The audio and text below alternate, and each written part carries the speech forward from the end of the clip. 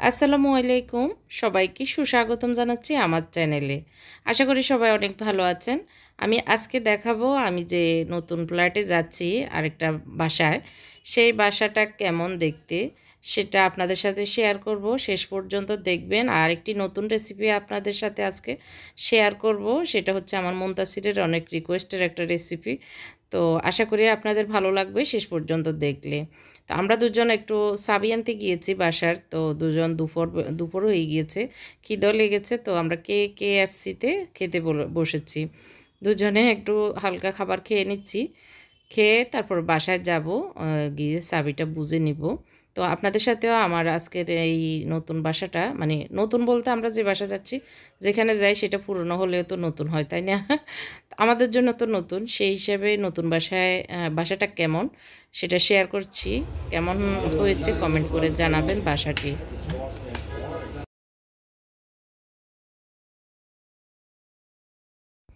কফিটা খেয়ে চলে এসেছি বাসায়। এটা হচ্ছে নিচে। তো আমরা চলে যাব, এটা 5 তলায় হবে মেবি, হ্যাঁ, লিফটের 4। তো 5 তলায় যাচ্ছি। এই যে লিফট থেকে বামের এই বাসাটা। এখন যে বাসায় আছি এই বাসার মতো তো আর হবে না। এটা সিম্পল, খুবই রিজনেবল প্রাইসে কম দামে বাসা ভাড়ায় পেয়েছি। তো আসলে এখন যে বাসায় আছি সেটা দাম অনুযায়ী এই বাসা ঠিক আছে, আর এটা দাম অনুযায়ী এই দামে এটাও ঠিক আছে, এটা আর কি। তো এখানে 3 বেডের বাসায় কিন্তু একটু ছোট, মানে এই বেডরুমটা, এটা হচ্ছে গেস্ট বেডরুম, মানে ড্রয়িং রুম থেকে বামে এসে, হ্যাঁ, ড্রয়িং রুমের পাশে হচ্ছে গেস্ট রুম। তো গেস্ট রুম তো আর হবে না, আমাদের ছেলেরা থাকতে হবে, তো মুবাশিরের রুম হবে। এটা হলো ড্রয়িং রুম, আর এটা হচ্ছে ডাইনিং রুম।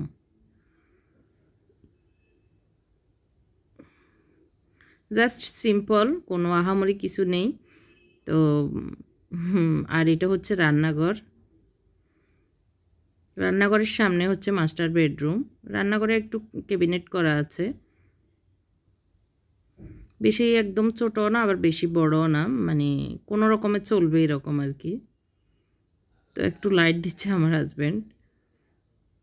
নিচেও আছে ক্যাবিনেট, উপরে একটু আছে। তো রান্নাঘরে লাইট নেই, আর অন্যান্য রুমগুলোতে লাইট দেওয়া আছে।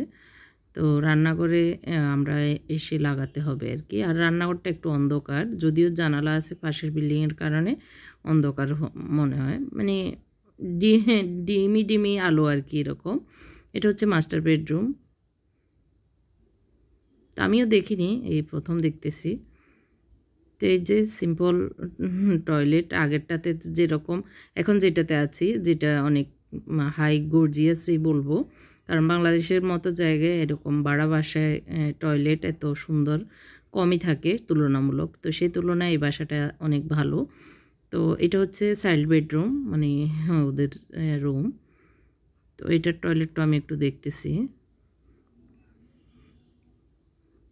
তো এই তো আছে গিজার লাগানোর মতো, সব ব্যবস্থা করা আছে। ফিটিংসগুলো ভালোই মনে হচ্ছে, মোটামুটি ভালো দিয়েছে।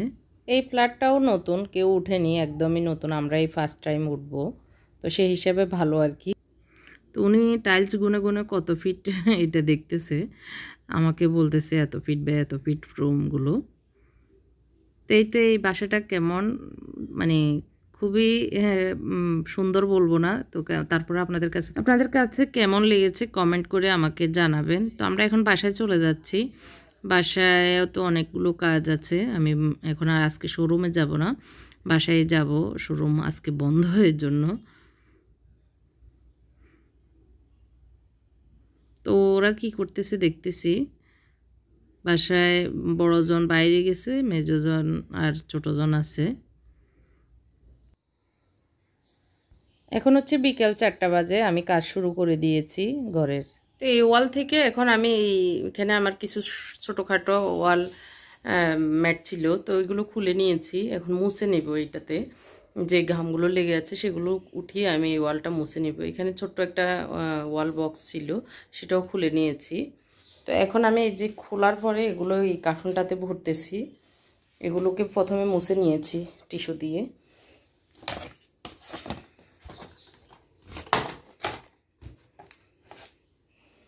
এটাকে কার্টুনটাকে মানে ঢুকানোর পরে ভালো করে মানে করে র্যাপিং করে ফেলবো, তাহলে মজবুত হবে। এই কার্টুনটা একটু নরম, তো কিছু আমার রুমে যত শোপিস ছিল সেটা এটাতে ঢুকিয়েছি, ছোটোখাটো যে জিনিসগুলো সেটা এটাতে ঢুকিয়েছি। এখন খাদিজাকে দিয়ে ওয়ালের যে বক্সগুলো আছে সেগুলো আমি খুলিয়ে নিচ্ছি, কারণ এই ছোটোখাটো কাজগুলো আগে করে ফেললে মোটামুটি টেনশন মুক্ত হয়ে যাবে। এখানে ওয়াল ম্যাট আছে, এটা খুলে ফেলবো আজকে। আজকে যত ওয়াল হ্যাঙ্গার, ওয়াল ম্যাট, ওয়ালের যত শোপিস আছে সবই আজকে খুলে ফেলবো। এখানে কিছু ছিল, তো এগুলো যে এখানে নামিয়ে রেখেছে। আমার জাদুর বক্সের উপর এখানে কিছু জিনিস এখন জমাট হয়ে আছে, তো এখন জাদুর বক্সটা খুলবো। এক বোন কমেন্ট করেছেন এটা আমি মানে যেখানে যাব কিভাবে হ্যাং করব সেটা দেখানোর জন্য, তো আজকে খুলে নিচ্ছি। যেখানে হ্যাং করবে সেখানে তো অবশ্যই দেখবেন। তো এটা এখন আমি খাদিজা একসাথে খুলবো দুজনে মিলে।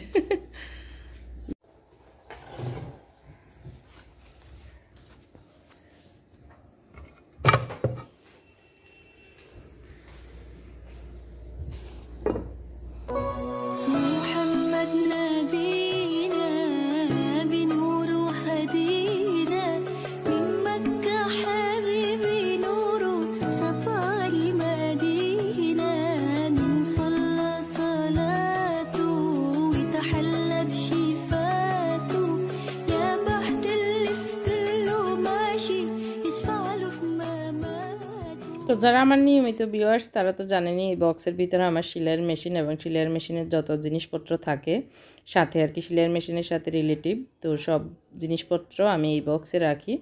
তো আজকে এগুলো সব বের করে তারপরে আমি এই বক্সটা দেখতে পাচ্ছেন মাঝখানে 3টা ড্রিল করা আছে, এই ড্রিলের এই স্ক্রুপগুলো খুললেই এটা খুলে যাবে।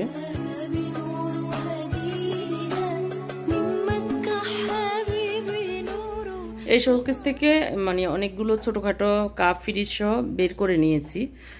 এখানে যেগুলো ছোটোখাটো জিনিস সেগুলো মোটামুটি বের করে আমি এই ফাতিলগুলোতে রেখেছি। তো একটু পরে এগুলোকে আমি কার্টুনে করব, পেপার পেঁচিয়ে ঢুকাবো। তো এইভাবে আসলে রেখে দিয়েছি যাতে ঢুকাতে সুবিধা হয়।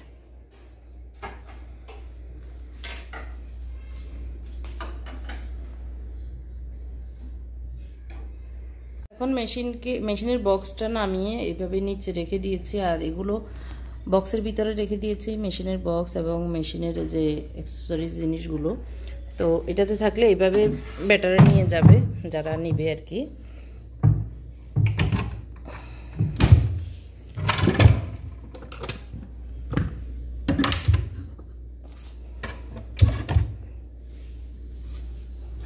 তো এই তো জাদুর বক্স বন্ধ, ভিতরে কিছুই নেই মনে হচ্ছে। এখন হচ্ছে মুনতাসিরের রুমে যে ওয়ালম্যাটগুলো আছে সেগুলো খুলবো। এখানে 2 সাইডে আছে, এই যে রুমটা হচ্ছে গোডাউন।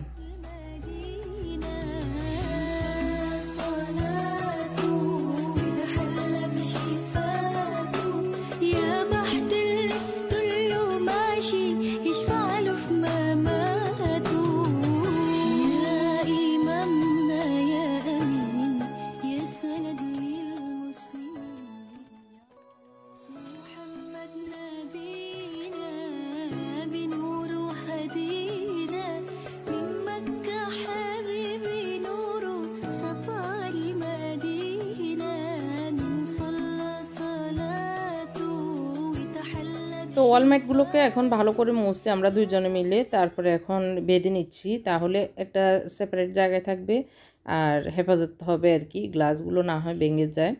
তো আমি প্রথমে এই যে উপর একটা রেখে তারপরে একটু ন্যাকড়া ট্যাকড়া দিয়ে দিচ্ছি, এগুলো এমনি যদিও টুকরা কাপড়, নতুন টুকরা আর কি। তো উপর করে একটার উপরে একটা দিচ্ছি ফ্রেমের কারণে, একটার উপরে একটা দিয়ে দিলে আর ওই যে গ্লাসের উপরে আর চাপ পড়বে না। তো আমি এইভাবে করে উপর করে দিয়ে তারপর বেঁধে নেব। তো বেঁধে আমি এগুলোকে এক সাইডে করে নিব, কারণ এই ছোটোখাটো কাজগুলোই কিন্তু অনেক ঝামেলা হয়ে যায় পরে।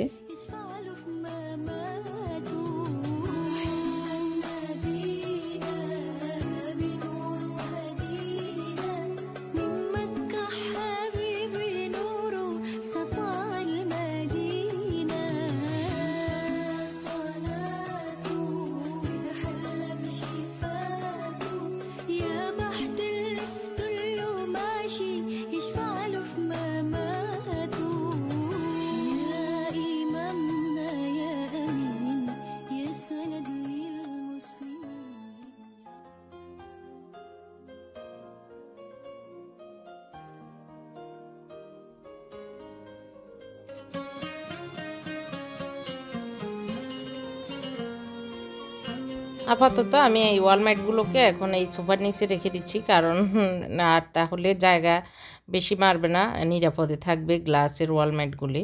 তো এভাবে রেখে দেওয়া মানে আমি তো এখন প্রায় 10-15 দিন আগে গুছানো শুরু করে দিয়েছি। পর্দাগুলো খুলে নিয়েছি, ধুয়ে দিব। এই যে পর্দাগুলো সব জায়গা থেকে আস্তে আস্তে ধোয়া শুরু করে দিয়েছি আর কি।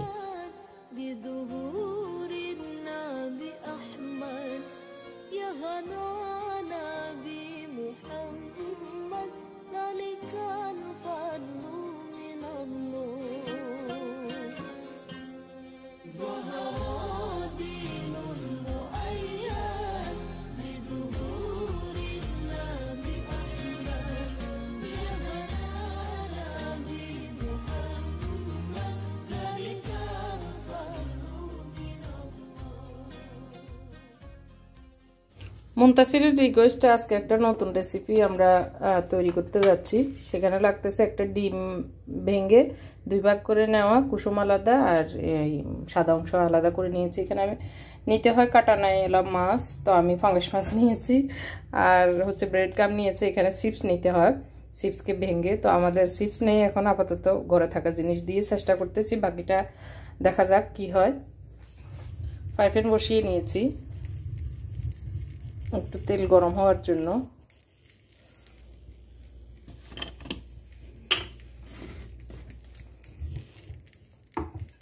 ডুবো তেলে ভাজতে হবে, সেই পরিমাপে আমি তেলটা দিয়ে দিচ্ছি।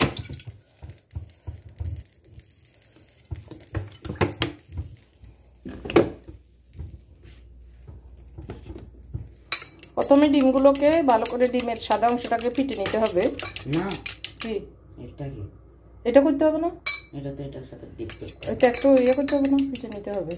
ও করে নাই। আচ্ছা, এটাকে ভালো করে মিক্স মানে ফিটে এটা একটা ক্রিম তৈরি করে নিতে তেল হবে। দিতে হবে, একটু একটু তেল দিতে হবে, একটু অলিভ অয়েল নাও, একটু অলিভ অয়েল দিচ্ছি অল্প একটু। কিন্তু এটা গন্ধ। আর ওই যে ব্ল্যাক পেপার ওখানে ছোট্ট একটু পট আছে, ডয়ের নাও। একটু পরিমাপে আমি দিয়ে দিচ্ছি ব্ল্যাক পেপার। এক চিমটি লবণ দিবে না? হ্যাঁ লবণ দিতে। লবণ দেখ, চিমটি লবণ দেখ। এটা হচ্ছে জাস্ট একটা সস তৈরি করা হচ্ছে ডিমের কুসুমটা দিয়ে, মেয়োনিজ যেরকম হয় সেরকমই। দেখ একটু লবণ দিচ্ছে, মুনতাসির হয়ে যাবে।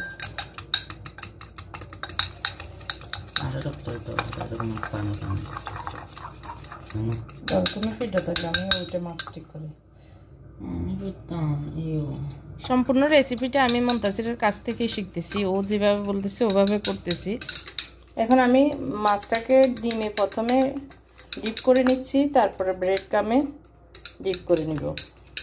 আর এই মাছটা আমি মেখে রেখেছি শুধু একটু মরিচ পাউডার আর লবণ দিয়ে, আর কিছুই দিইনি, জাস্ট মরিচ আর লবণ দিয়ে।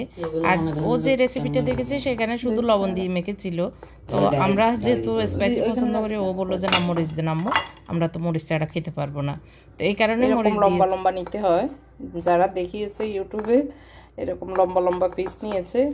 তো মুনতাসির একটা ইউটিউবার রেসিপি চ্যানেল থেকে এই রেসিপিটা ও দেখে এখন আমাকে যেভাবে বলতেছে আমি সেভাবে করতেছি। তেল গরম হয়ে গেছে, এখন আমরা মাছগুলো আস্তে আস্তে ছেড়ে দিচ্ছি। এই যে মুনতাসির কত দূরে গেছে।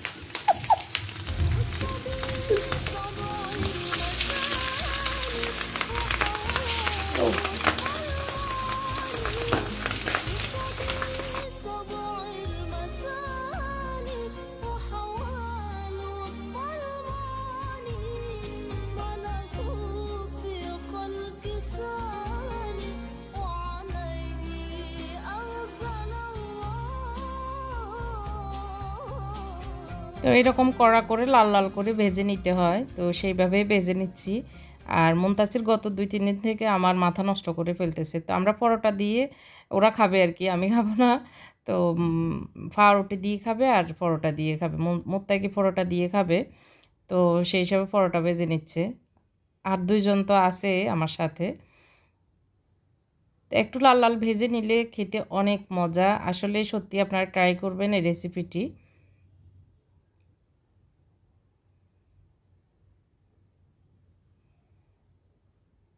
আর পাঙাশ মাছ হওয়ার কারণে একটু প্রথম প্রথম ফুটেছে, অন্য মাছ হলে হয়তো যেমন টোনা মাছ কাটা নেই ওগুলোতে ফুটবে না। তবে হ্যাঁ, এই মাছটাও কিন্তু একদম যে মানে খারাপ হবে না সেটা হ্যাঁ চিন্তা করেই এই মাছটা দিয়েছি।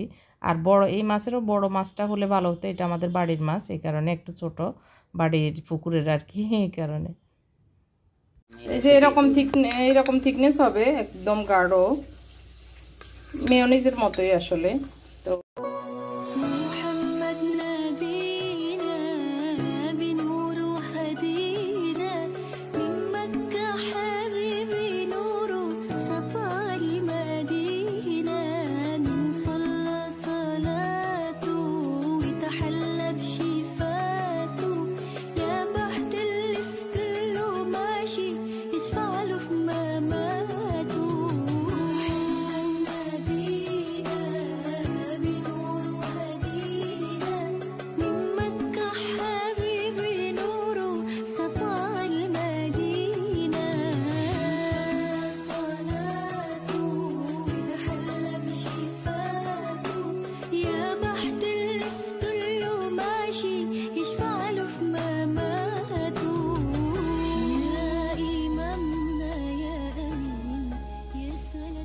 কেমন হয়েছে বলো? ভালো ভালো, আমার আইডিয়াতে গাই। না খুবই মজা হয়েছে, খুবই টেস্ট, খুবই সিম্পল রেসিপি বাট অনেক মজা, ঠিক না? সসটা কেমন হয়েছে? অনেক মজা। জোরে বলো, হবে না? সসটা কেমন হয়েছে বলো? ভালো। মজা লাগতেছে? হ্যাঁ খুব ভালো, খুব ভালো। তো ওদের আব্বুর জন্য এই প্লেটটা রেডি করে নিয়েছি। তো আজকের ব্লগটি এখানে শেষ করতে হচ্ছে। আমার ব্লগটি এতক্ষণ দেখার জন্য সবাইকে অসংখ্য ধন্যবাদ। ভুল ত্রুটি হলে ক্ষমা করবেন, আর আমার পাশে থেকে সাপোর্ট দিয়ে যাবেন এই আশা রেখে আজকের ব্লগটি শেষ করছি। আল্লাহ হাফেজ।